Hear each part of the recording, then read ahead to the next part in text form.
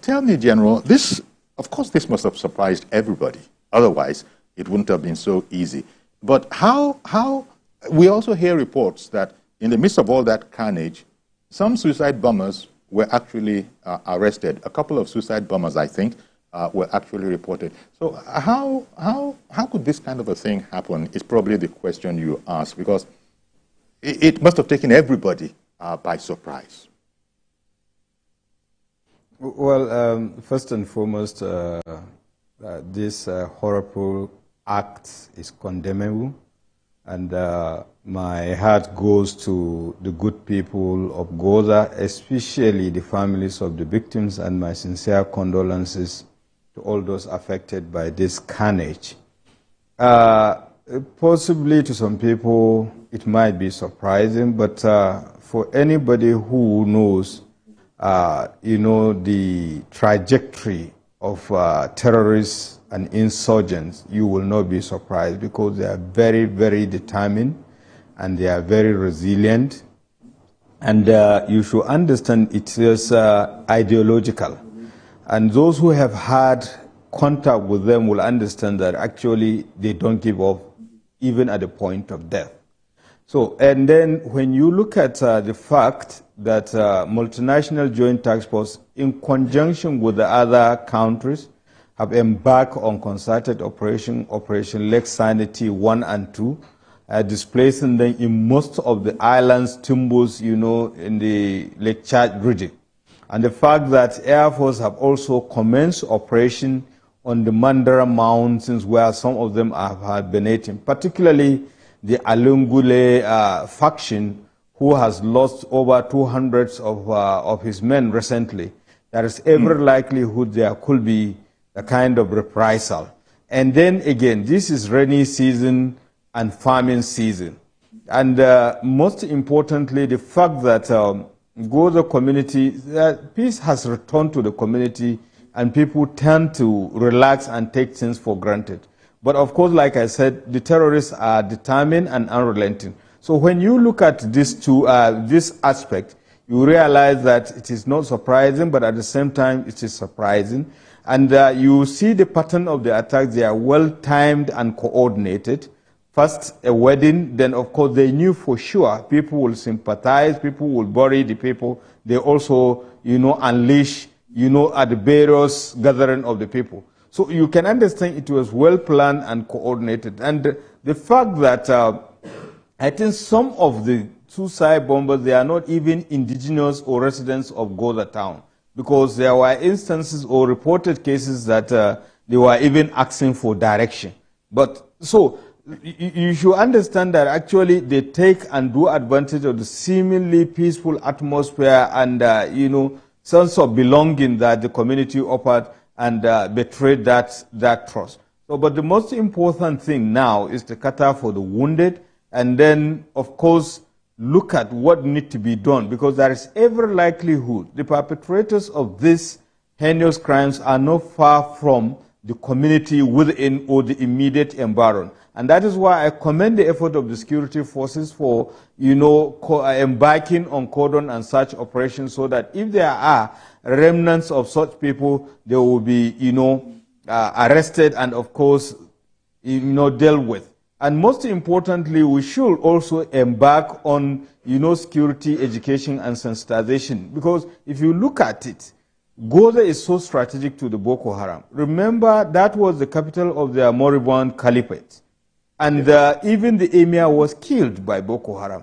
And of course, there were so many Islamic scholars that were killed, along with their almajirs. I think over 72 of them. So that means to tell you that it is strategic to them. So they won't give up so easily like that. And people should not take things for granted. And every other person should not take things for granted. And neighboring Pulka and other surrounding villages, there are. In fact, there were instances at Guduf, on the mountain, and Mbombom and the rest. There were instances where the Boko Haram infiltrated and, launched attacks and so on. So, but they took undue advantage of these circumstances and infiltrated the community. So it is not surprising. But most important... Sorry, I was going to say, as you said, this if we needed it, has now become something of a wake-up call. The nature of the foe this time, women suicide bombers. Of course, we know that there are female soldiers, there are women soldiers all over the world, including Nigeria. But this level, you spoke about the ideological aspect, this level of acceptance of whatever the doctrine is that makes a woman, in fact, as you know, the initial report, the area report that the woman at the wedding had a baby strapped to her back. The suicide bomber at the wedding had a baby strapped to her back. Now, this level of commitment, I wonder if you were surprised about that, because most people would be, because we tend to look at women from a different perspective. But of course, now the gloves are off and everybody's a suspect. But that the level of commitment, did that surprise you? Yeah, not at all. Because if you look back, there were instances where female suicide bombers detonated. And of course, we had an exceptional situation whereby somehow her conscience pricked her and she refused to, and then reported. And way back when I was Director of Army Public Relations, there was an instance where someone, as part of his contribution, donated his daughter to the Boko Haram cause to be a suicide bomber.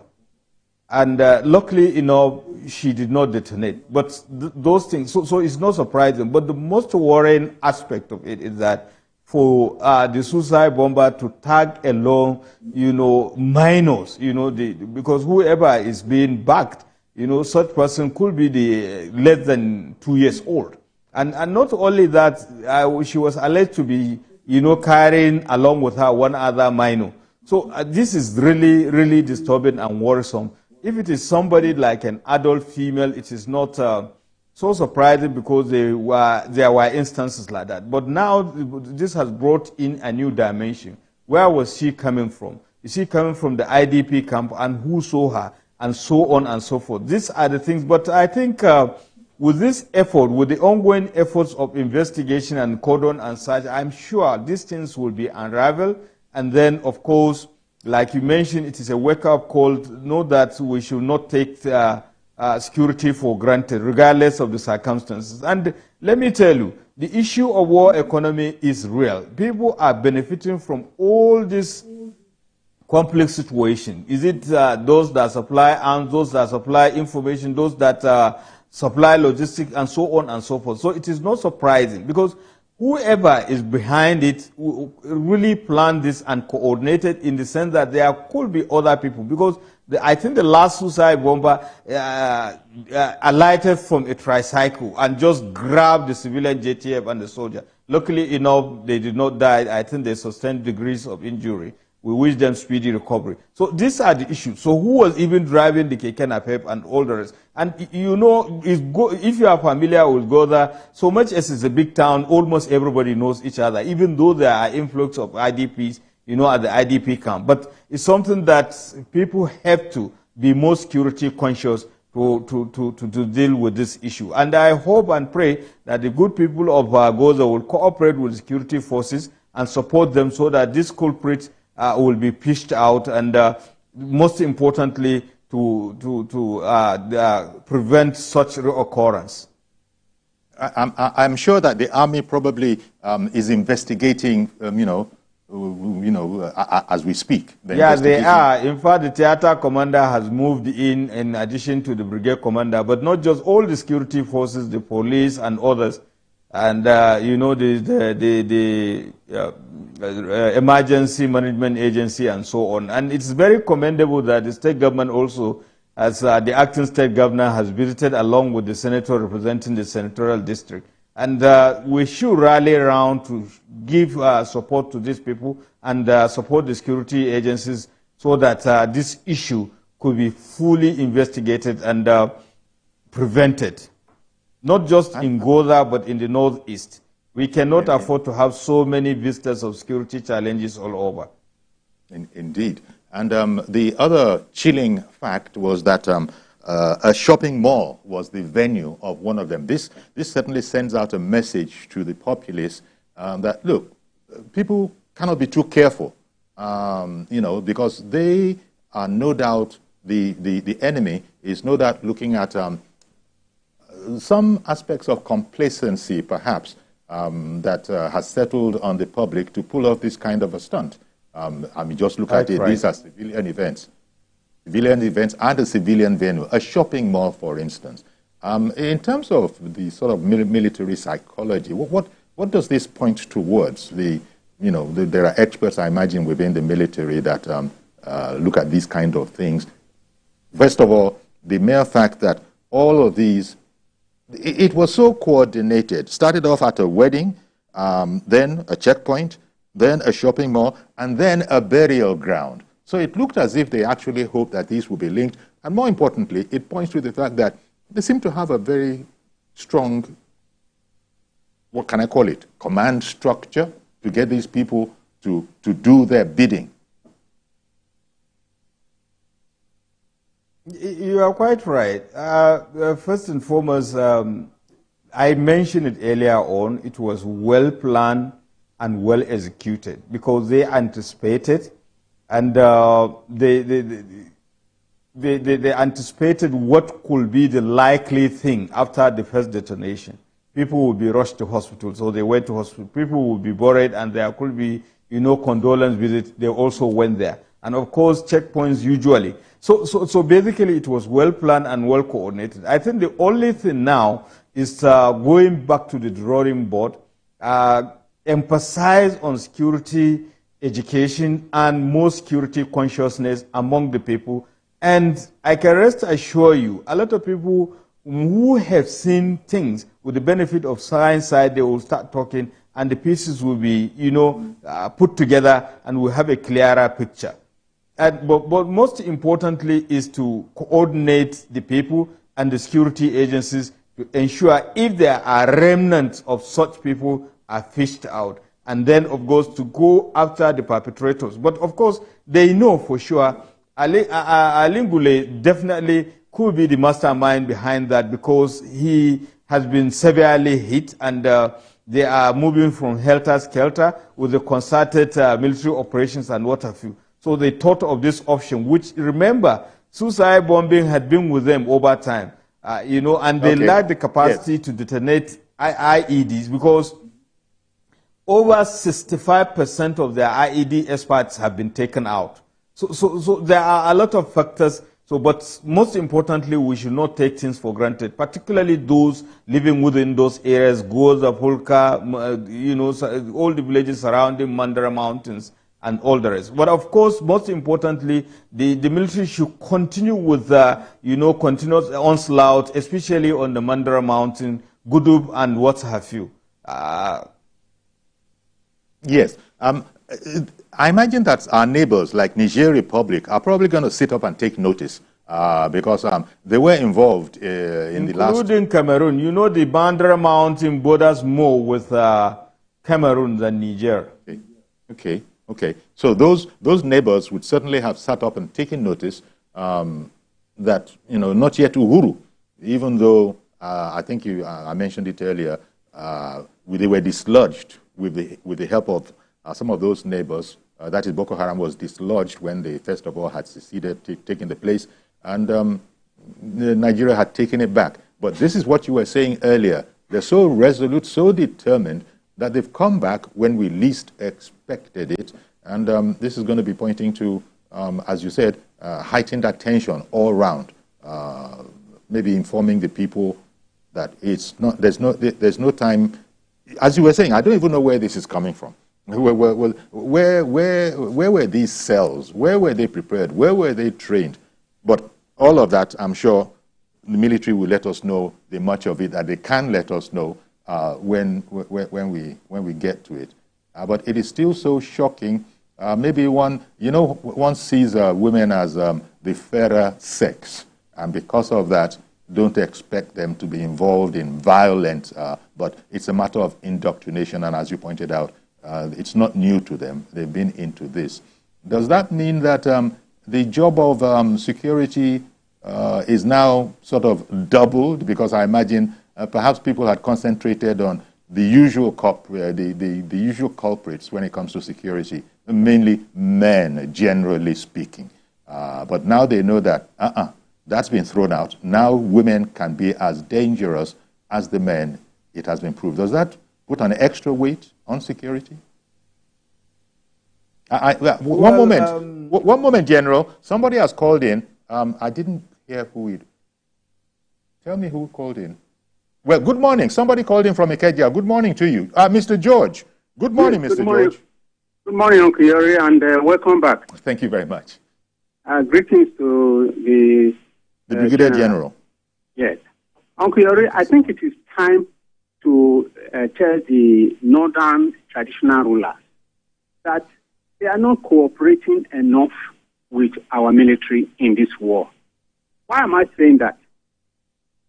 These suicide bombers, they come from Sambisa forest. Even if they did, how did they know that a wedding is taking place and all those events that they went to attack people? Who gave them the information? It's the members of the community. If you recall, Uncle Yori, severally, many of our soldiers have been killed by Boko Haram through ambush. And it is the information they get from the communities there that they use against our soldiers. The traditional leaders don't seem to realize that they have a duty to cooperate with the military. The military alone cannot win this war. But it appears that the community members, they prefer to feed the Boko Haram with intelligence than our military. I stand to be corrected. The president needs to call the traditional leaders in the north, not only in Gwoza, not only in Borno State, but in those main war zone states generally, to let them know that the government needs their cooperation. Yeah. That's just the point I have on this matter this morning. Thank you. Thank you very much for calling in, Mr. George. Your thoughts, General? Yeah, you see, in this modern day of technology, Internet of Things, there is what is called open source of information. So the insurgents themselves, they can get information from anywhere, just like the security forces do. Human intelligence, use of technology, and so on, so on and so forth. So knowing about wedding, when and where it will take place could be from any source. It could be from human intelligence. It could be from, people advertise things by word of mouth. I remember it's a community that where almost everybody knows each other. And in most instances, there were those insurgents that are still in the bush over the mountains, and some of their family members are still within the community. So there are a lot of people, a lot of sources or ways of getting information. But most importantly, I think is the issue of, understanding that these people are so determined and they are very resilient, so they hardly give up even at the point of death. So the earlier we got to know that and understand and passion out way of dealing with that, the better for all of us. Now, you are talking about gender issue.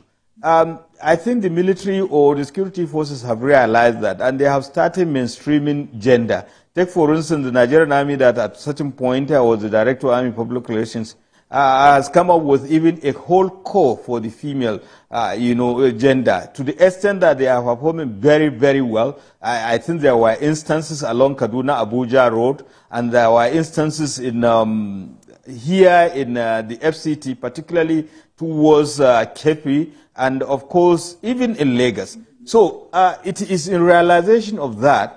And it is not just the issue of intelligence gathering or even, searching and what have you. So it is not something, the security forces are quite aware of this fact, the dynamism of the, security challenges, and they are rising to that occasion. And it is to that extent that even the Army now has an aviation corps, now with helicopters inducted and so on and so forth. So these are the things. So it is not as if they are being, overstressed, so to speak. They are. But all they require is the support and understanding of the larger society. And when you are dealing with insurgency, when you put it on 100% scale, you know, the kinetic effort, which is the military component of the coercive effort, is less than 35%. So that what happened to the 65%. So there are other components of Nigerian society that ought to be doing certain things that will complement the effort. So the question of carrot and stick, or kinetic and non-kinetic, come into play. And government has a leading role to play in those instances. And you cannot. I beg your pardon for a while. Sorry, General. I beg your pardon for interrupting you, General. So sorry about that. But Mohammed in Abuja has been holding on for a while, and I was trying not to lose him. Mohammed, thank you very much for holding on all that while. Go ahead now, if you will. Good morning, Uncle Yori. Good morning, sir. Uncle Yori. Welcome back. Thank you.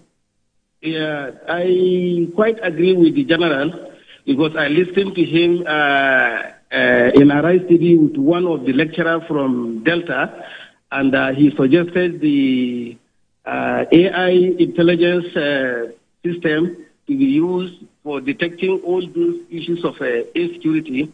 And the director in that university, he mentioned that sabotage and then issue of making money with insecurity is one of the major problems, and then corruption in the system, either in the security system or in the politicians or whatever. Because this bombing cannot just happen.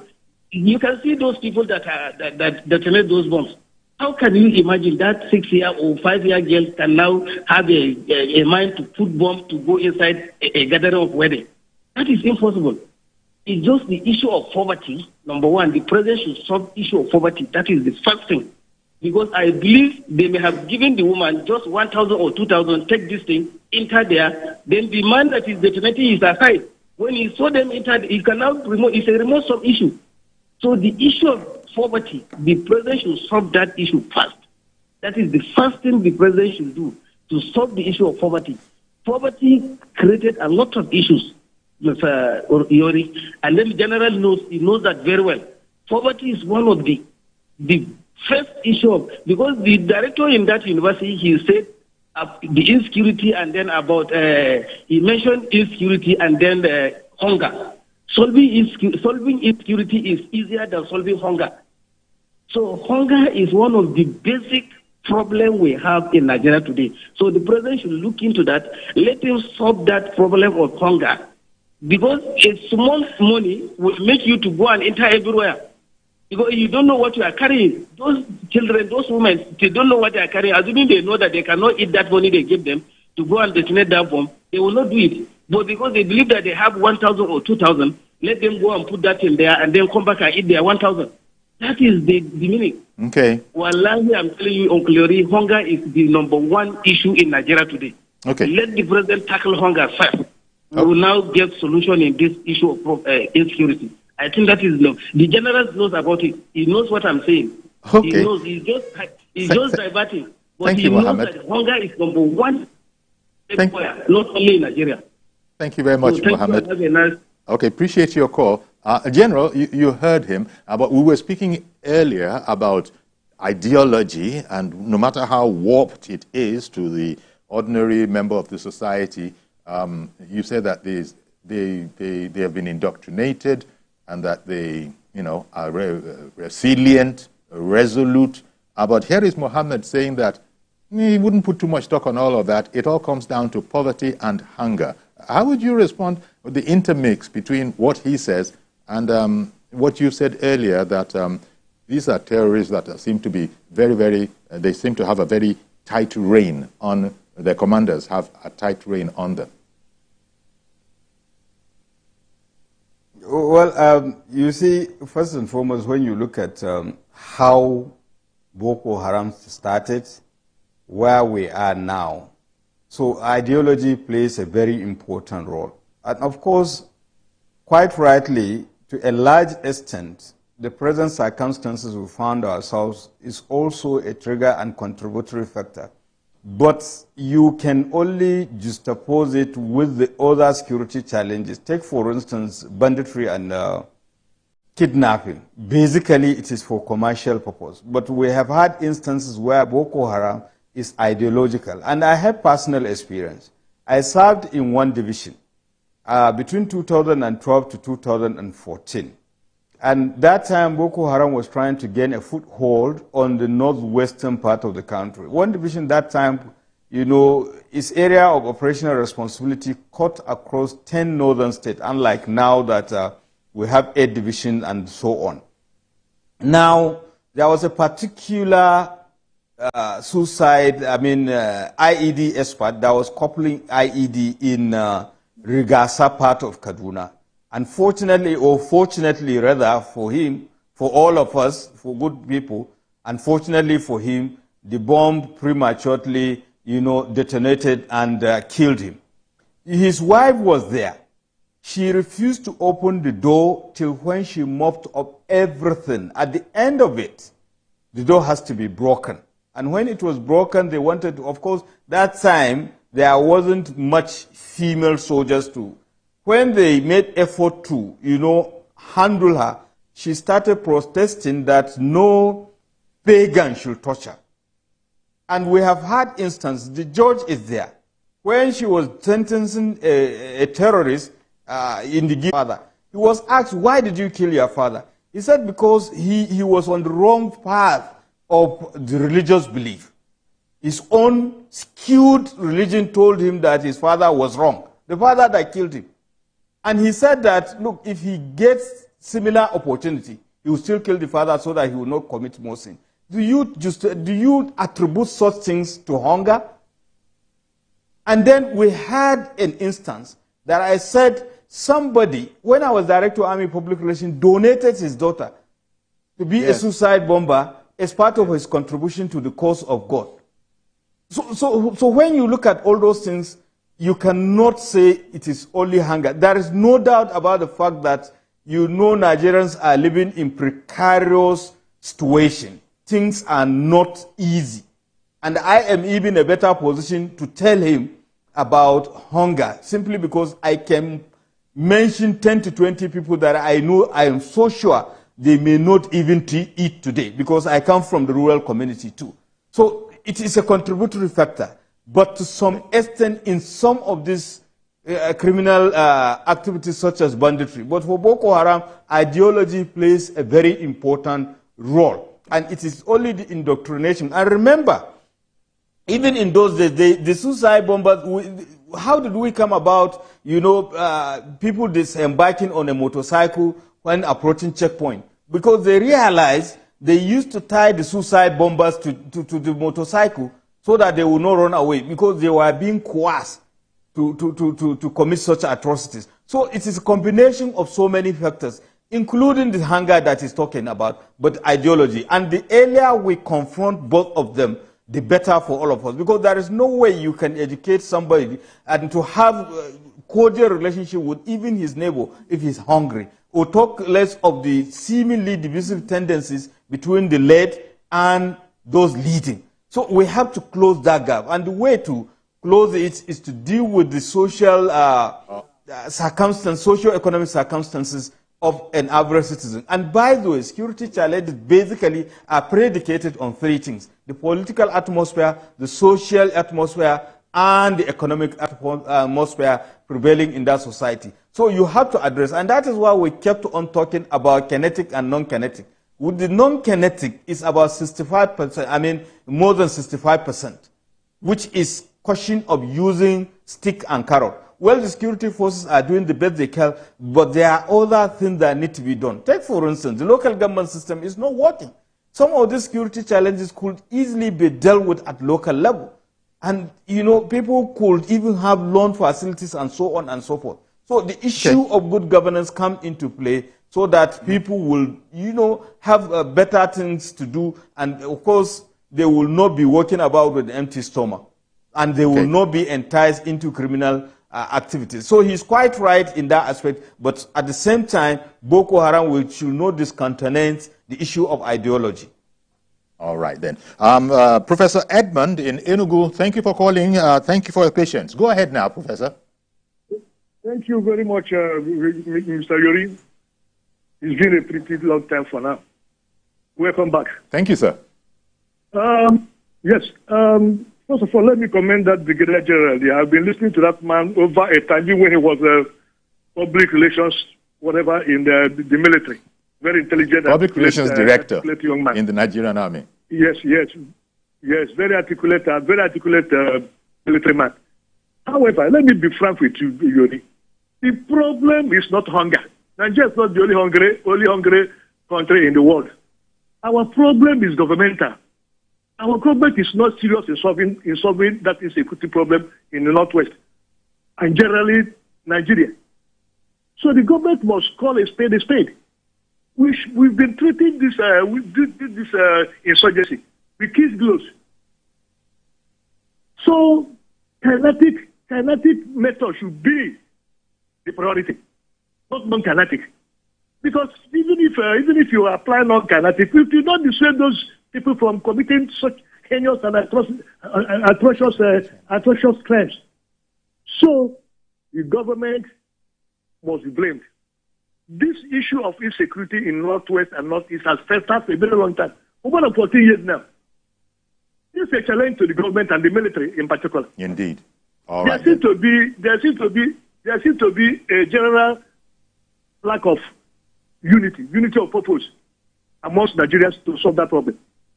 Let me be frank with you. Some people are benefiting. Okay. Some people are benefiting from that insurgency, including the military people that are benefiting.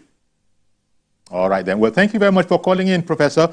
We'll take a break now, but also to just to tell you, when we come back from the break, Professor, General, you'll be able to react to some of the things that Professor Edmund in Enugu has said. As we go on break, just to alert our viewers that they can continue watching us on YouTube, for example, and that's apart from, viewers in the diaspora that will be unbroken. The communication will be unbroken. But we'll be shifting to the Federal Capital Administration, where it is welcoming Honorable Tajuddin Abbas to the Mabushi Bus Terminal Flag-Off Ceremony. All of that will be, as we go on break. Stay with us. We'll be right back.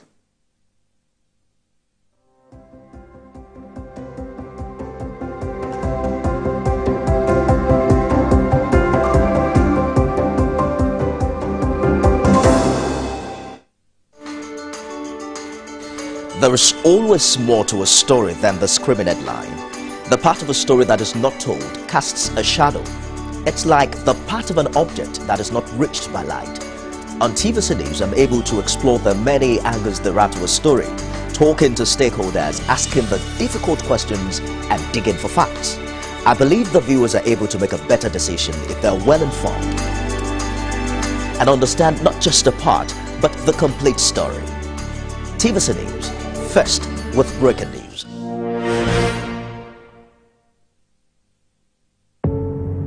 Doubt and fear doesn't occur at the canvas, it shows in the canvas. It shows the conation of raw earthen material slabbed, stroked and molded at a pace provided by the doubt and fear. Every move way in the struggle of one to the other, merging the past to the present, brushstrokes of colors seen but not known. For when the wailing stops, the pieces settle down in abject beauty erected for a century of a century. Speaking, advocating, protesting as the arts are meant to be.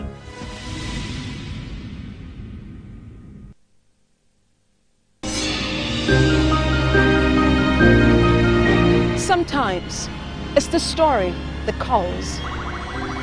At other times, the people just want to be heard. School, I need students, but I need teachers. Can't continue like this. Their voices re-echoing through time itself. We haven't done anything. If the tide is high, everybody run for safety. Their tears leave a sweet sour taste for all their demands. A familiar call beckoning for change in our world.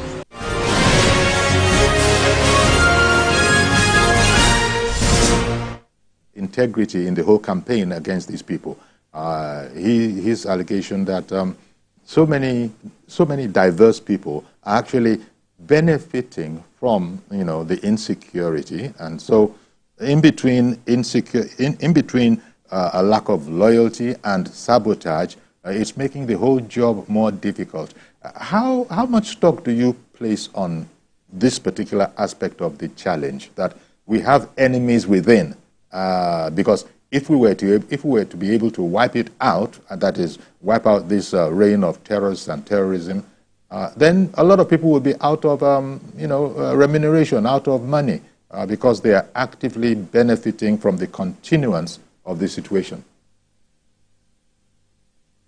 I think I would like to thank the professor for his kind words, and as a matter of fact, it may interest him to know that I was in Enugu for almost 9 years, so we can understand ourselves better, me and him. By the way, I think he's just referring to the concept of war economy, an economic system that revolves around complex situation. You know, people benefit from it, so they would like to perpetuate it. Take, for instance, despite the fact that these terrorists are committing heinous crime, to someone supplying logistic or information to him is just a business. The issue of morality does not even come into play. But of course, there are other things that fuel it. Take, for instance, drugs, weapons, and information, and so on and so forth. So it's quite right. And of course, corruption is one of the bane of the Nigerian society. And it cut across various sectors. And then the earlier it is addressed, the better. But most importantly, it is not the issue of corruption, but an issue of governance. You know, there is no way you can be dealing with security challenges with a divided house. Therefore, each component of Nigerian society has to be brought on board. In fact, it is no longer a whole society approach, but a whole nation approach, in the sense that each and every one of us has a role to play, regardless of the extraneous variables. Religious belief, political affiliation, gender, and so on. Everybody has a role to play. But of course, the government needs to mobilize all of us to have a sense of direction so that the issue of security is faced squarely by each and every one of us, so that right from the commander-in-chief to the last man in the trench, the armed forces or the security forces are on the same page. Right from the president down to all the leaders, regardless of either political, religious, community leaders, and the man on the street, they are on the same page. They have agreed that, look, we are facing an existential threat, so we should face it squarely. So each and every one of us, just like the national security strategy has envisaged, and but I think the issue is issue of coordination and having the political will to ensure. And of course, most importantly, you know, giving timelines and emphasizing on monitoring and evaluation. So with this kind of, if these things are followed, most of the challenges that we're having can easily be, they might not necessarily be eliminated, but could be minimized. And that will even address the issue of the hunger Mohammed was talking about. Because if there is good governance, you know, there will be good policies that will impact on the people. And the people will have a sense of belonging, they will contribute. Why is it in other climes, you know, people are far more security conscious than in this climate? Simply because they don't think to be active stakeholders in the Nigerian state. And we have to give them more sense of belonging, and the sincerity of purpose to a large extent will help in doing that. And it will even make the security agencies' job much, much easier. We have time-tested conflict resolution mechanism. We shouldn't allow issues to escalate. Why don't you take advantage of this national unity building? There are so many groups, youth group, women group, you know, the traditional, the religious leaders, each one of them has a role to play. Harmonize them. And of course, those that are elected should be more accountable, and you will see that things are getting better. Okay. Abdul Samad in Abuja. Good morning to you, sir. Good morning, sir. How are you, sir? Very well, thank you. Please go ahead. So please, honestly, may God be with you, sir. Good morning, sir. Good morning. Please, I have a problem, sir. Hello, sir. Go ahead, Abdul Samad. Abdul Samad, I think we are hearing you. We're hearing you also. There was a Unfortunately, we lost him, right? Yes, unfortunately. Now, you know, of course, the world has reacted to this. It's a global village. Everybody heard about this virtually as soon as it happened. And there have been, you know, thoughts from around the world. For instance, we hear that Amnesty International has bemoaned the situation. Indeed, they are saying that the needful has to be done so that the gains that we have made as a country, that is our, you know, defense forces have made for us as a country, are not rolled back against Boko Haram. Indeed, that thought is out there now that, well, with Boko Haram coming back in this way, I don't know that they have actually verbally claimed it formally, but everybody is highly suspicious of the fact that it just could be Boko Haram. Do you feel also, General, that along with those who are making that commentary, gains against them are being pushed back now, rolled back on, and that we might not be in as good a place as we were before? Or might that be a hasty kind of conclusion? I think it might be a hasty conclusion in the sense that when you look 15 years ago where we were, in fact 10 years ago, where we were and where we are now, there is, you know, noticeable difference. You understand? You remember way back, here in the Federal Capital Territory, all the symbol of security and democracy were desecrated. The UN building, the police headquarters, Mogadishu cantonment. Then, of course, Banex Plaza, the bus terminal. And moving from point A to B, the number of checkpoints. In fact, you are not even so sure when you go out to work whether you come back alive. Remember Madala and all the rest of them. It was very bad. These guys have been pushed back to northeast to, in fact, Borno State to Sambisa, and, you know, Lake Chad. So, and I know countries like Colombia, they spent 58 years fighting insurgency. But here we are. We made substantial progress against all odds. Remember, the Lihi law was used against us when we desperately needed the weapons to fight these criminal elements. They were denied us. So against all odds, we made substantial progress. So I think we look at this, even though it is so painful, so horrible, but it should be looked at as an isolated incident that we need to put our acts together. People should not panic. They should rather cooperate and support to ensure that it did not happen.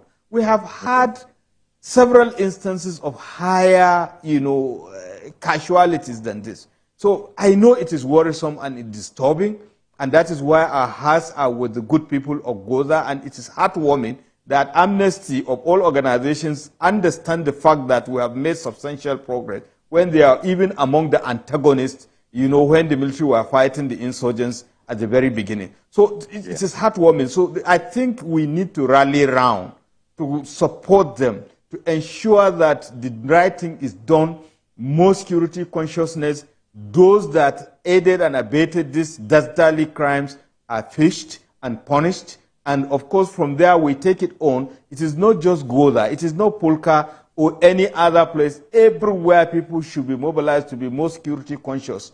Like I said, one of the suicide bombers was not indigenous to the community because he was even asking for direction. Under normal circumstances, the person she was asking ought to have been more security conscious and understand that she looked odd and she was looking restless and alert the security forces.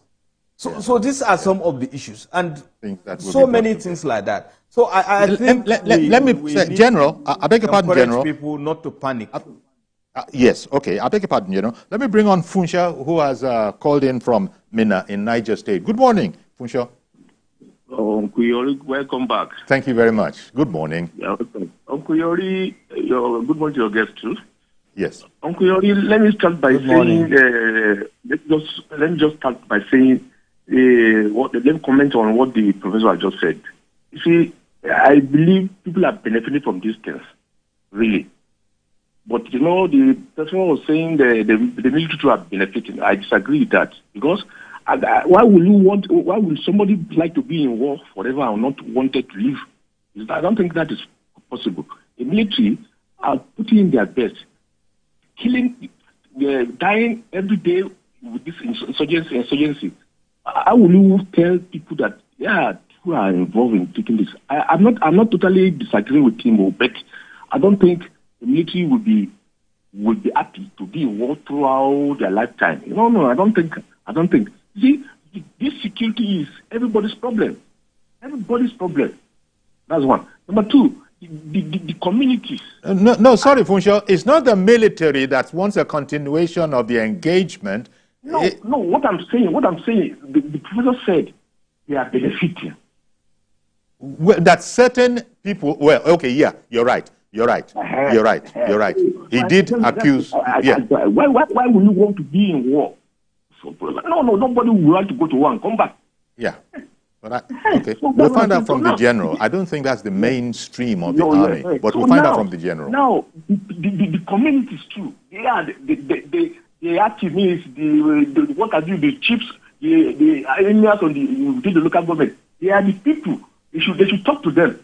They should talk to them. The military are trying their best. I believe the military would not like to be in war forever. Okay. I think so. Please, the military, they should give them kudos because they are putting in their best. They are people's father, they are people's uncles, sleeping in the bush every day while we are sleeping in our house with our family. Okay. Please. Thank you very much. All right then. Thank you very much. Brigadier General, what do you say to that? Because, yes, that call-in had said that you can't even trust everybody within the army. So I was trying to interject that it's very unlikely that that would be the mainstream of the army, but there will be bad eggs perhaps, but it's not really a question that I can respond to. How do you react to that position, sir? Yeah, I understand where he's coming from, and I think it's quite understandable, and it is very true, simply because, and if you make reference to my earlier talk, I made mention of time-tested conflict resolution mechanism that we shouldn't allow things to escalate. It's a very reference to the fact that actually the military, ought to have been, some of the security challenges ought to have been dealt with so that the military can concentrate on others. Take, for instance, where in the midst of fighting terrorism and insurgency, suddenly another beast came up, banditry and kidnapping in the northwest. Now it is a security challenge that is of its own, that in fact the people of the northwest are facing existential threat. And what is it? It's just hardest farmers' conflicts or clashes that was mishandled. And that is how it brought us to here. And if you look at even at the onset of the Boko Haram terrorism, way back 2009 or thereabout, when they were cleared out of Maiduguri, the ringleader, Mohammed Yusuf, was arrested by the military and handed over. But unfortunately, simply because there was no coordination and everybody is not on the same page, the extrajudicial killing, and this is how we are brought to where we are now. So the thing is, there is a lot to be done in terms of mobilizing the components of Nigerian society so that people that are supposed to be doing certain things, they do it and they do it very well, so that the military will be the last option. We are even so lucky that we are surrounded by good neighbors. For instance, if God forbid, Niger or Cameroon decide, or Benin Republic decide to chance Nigeria, what will you do? I mean, where will you go to, or what will you do? Let me squeeze in, General, I beg your pardon, General. Let me squeeze in Mazi Okorafor, who has just called in. Mazi Okorafor, 30 seconds, please. Go ahead. Honestly, look, local government should provide what we call drones, number one. Number two, the vigilantes we have should be proactive. That is, government should encourage that, the local government authorities should encourage themselves. Gather their team, 2 forces between that work. And this issue of people sitting down waiting for government to do that, it's not possible. And people, before they do any ceremony, they should have a guard or that security agent to guide them. I mean, the local vigilantes. I didn't say to go and bring police or soldiers. Bring vigilantes to guide everybody coming in and going out. You sack them at least. Okay, Mazi Okorafo, I beg your pardon. We've completely run out of time. I have to give the general times to comment on your contribution. He's saying that don't wait on government for everything. Self-help can also be of help here, of assistance here, when we're talking about warding off this vicious foe. He is quite right. In fact, I was coming to the fact that we are talking about good governance. The local government system is not working. Very few are performing optimally. So I think there is need for the local government system to be up and doing so that some of the security challenges, actually they are local. And if the local government system is working, the people know themselves so they can easily deal with it and they can secure themselves better. Okay, General, we've completely run out of time. We've completely run out of time. But I want to thank you very much, sir, for coming on. Brigadier General Sonny Kukashenka, retired, strategic communications expert and former director of Nigerian Army Information. He's been our guest today. Thank you very much for your insight into the tragedy that we had on our hands. Okay, then. Thank you, sir. Okay, so that's our program today, then. Do please join us tomorrow for a fresh edition. I am Yori Folare. Bye-bye for now.